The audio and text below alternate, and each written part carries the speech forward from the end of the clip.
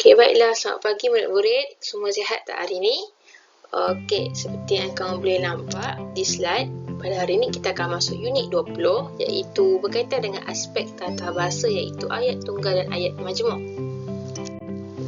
Okey, cikgu akan terangkan dahulu objektif kita pada hari ini ialah pada akhir pengajaran dan pembelajaran, murid-murid dapat membina sekurang-kurangnya 5 ayat tunggal mengikut konteks dan membina pelbagai ayat majmuk berdasarkan gambar dengan betul. Okey, cikgu akan terangkan dahulu apakah konsep ayat tunggal.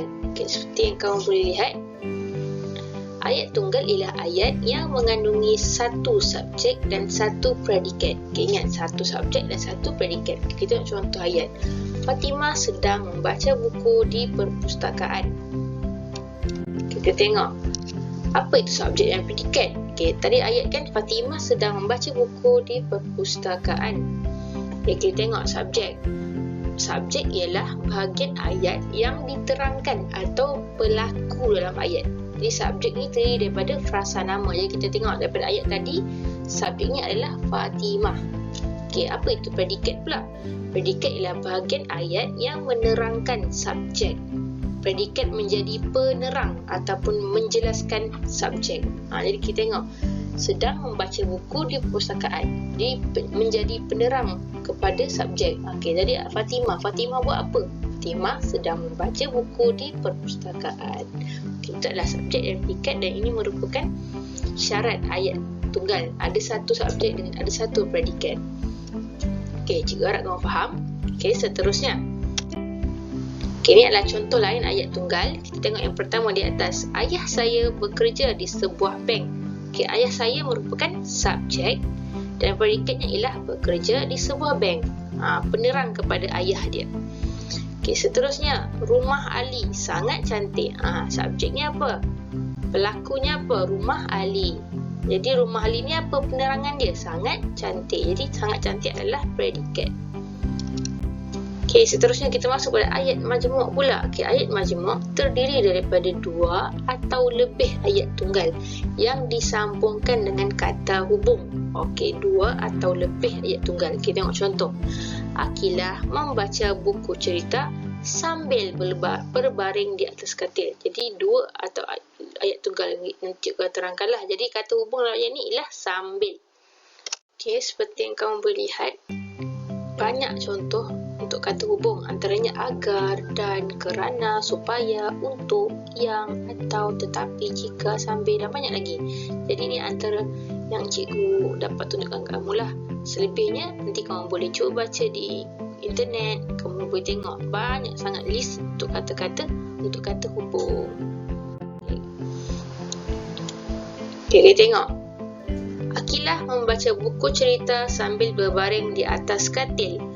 Okey, kita tengok dalam ayat ni sebenarnya ada 2 ayat tunggal. Okey, kita tengok ayat pertama, Akilah membaca buku cerita. Ayat tunggal yang kedua, Akilah berbaring di atas katil. Jadi bila kita menghasilkan ayat majmuk, kita letak sambil, jadi Akilah membaca buku cerita sambil berbaring di atas katil. Jadi kamu ingatlah kata hubung ada banyak. Ada dan, sambil, tetapi, lalu, yang, sebelum. Itu semua adalah kata hubung. Okay, contoh lain bagi ayat majmuk, kita tengok sama-sama. Jadi sebelah kiri ni cikgu pecahkan 2 ayat tunggal yang digabungkan di sebelah kanan dia ialah ayat majmuk. Kita tengok. Okay, yang pertama, Abu tinggal di kampung desa, Raju tinggal di kampung desa. Jadi bila kita gabungkan menjadi satu ayat majmuk, Abu dan Raju tinggal di kampung desa. Kita tambah dan sebab predikatnya sama. Yang kedua, kita tengok Siti menggalas beg sekolah. Siti ke sekolah. Okey, rasanya apa yang sesuai kata hubung kita boleh gabung. Jadi Siti menggalas beg sekolah lalu ke sekolah. Kita gugurkan Siti yang kedua ni sebab dah ada yang di pertama. Okey, yang ketiga pula, kasut itu berwarna biru. Kasut itu sangat mahal. Jadi kita akan letak kata hubung yang. Kasut yang berwarna biru itu sangat mahal. Okey, boleh faham itulah kata hubung yang. Okay, seterusnya, ibu memarahi adik. Adik bermain di tepi longkang. Ni ada 2 kata tunggal, ayat tunggal. Jadi bila kita gabungkan, kita letak perkataan kata hubung kerana ibu memarahi adik kerana bermain di tepi longkang. Okey, seterusnya yang terakhir ialah Ah Chong melayari internet. Ah Chong mencari maklumat terkini. Jadi kita letak kata hubung untuk.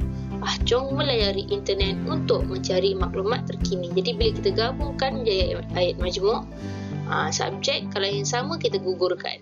Okey, boleh faham ya? Ini adalah contoh-contoh ayat majmuk dan kata hubung yang kita guna. Dan, lalu, yang, kerana, untuk dan ada banyak lagi kata hubung. Okey, ini adalah berdasarkan buku teks Bahasa Melayu kamu, muka surat 132. Seperti yang kamu boleh lihat, tajuk dalam buku teks tu ialah berkaitan permainan pembelajaran bahasa Melayu. Jadi, dekat sini ada 3 belon panas. Ayat tunggal, kata hubung dan ayat tunggal. Jadi, ayat tunggal yang pertama, permainan ini berfaedah. Lepas tu ayat tunggal yang kedua, permainan ini menyeronokkan. Jadi, diletak dan. Permainan ini berfaedah dan menyeronokkan. Sebab apa? Dia ada 2 subjek yang berulang. Jadi, kita perlu gabungkan je lah. Tak perkataan dan kata hubung dan. Jadi boleh faham Okey, seterusnya seperti yang kamu boleh lihat dalam buku teks kamu ada karangan 2 perenggan. Okey, kita baca sama-sama dengan cikgu Mei Fong suka bermain permainan pembelajaran bahasa Melayu. Dia bermain permainan itu menerusi tablet. Dia suka akan permainan itu kerana menyeronokkan. Dalam permainan itu, pemain akan menang jika dapat menyelesaikan semua tugasan tata bahasa. Najwa juga suka. Jadi kat bawah ni dah sediakan ayat tunggal ada, ayat majmuk ada. Kita tengok sama-sama. Jadi ayat tunggal berdasarkan kotak yang pertama yang telah disediakan, kita dapat bina ayat. Najwa juga suka bermain permainan pembelajaran bahasa Melayu. Ni nampak poin yang pertama. Yang poin kedua, Najwa bermain permainan pembelajaran bahasa Melayu itu dengan telefon bimbit. Itu ayat tunggal. Kita tengok yang kotak kedua pula, ayat majmuk. Najwa suka bermain permainan pembelajaran bahasa Melayu kerana permainan itu berfaedah. Kita dah guna poin pertama. Yang kedua pula ayat majmuk.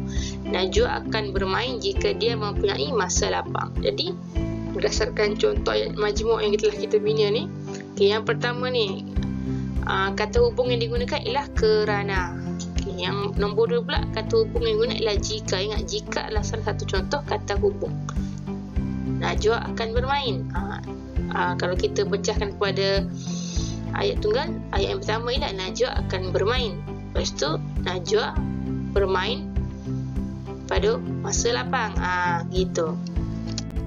Okey, ini adalah hasil gabung dia. Najwa juga suka bermain permainan pembelajaran bahasa Melayu. Dia bermain permainan pembelajaran bahasa Melayu itu dengan telefon bimbit. Najwa suka bermain permainan pembelajaran bahasa Melayu itu kerana permainan itu berfaedah. Dia akan bermain permainan itu jika dia mempunyai masa lapang. Okey, ini adalah contoh-contoh. Ini berdasarkan gambar kita bina ayat tunggal. Okay, yang pertama kita boleh lihat ada budak perempuan tengah siram pokok. Jadi kita buatlah ayat kakak sedang menyiram pokok bunga. Ini adalah ayat tunggal. Okay, ayat tunggal yang kedua, Abu sedang mencuci basikalnya. Yang ketiga, postman itu sedang menghantar surat. Yang keempat, kucing itu sedang mengejar tikus. Jadi ini adalah contoh-contoh ayat tunggal. Senang je kita nak bina. Tengok gambar betul-betul, kita bina ayat tunggal. Okey, ni contoh lain untuk ayat majmuk. Kita yang pertama, dia dah bagi dan. Ada gambar Ahmad sedang main bola sepak dan Ali juga sedang main bola sepak. Jadi kita gabungkan Ahmad dan Ali sedang bermain bola sepak. Okey, yang ni pula atau ibu mahu beli buah tembikai, ibu mahu beli buah nanas.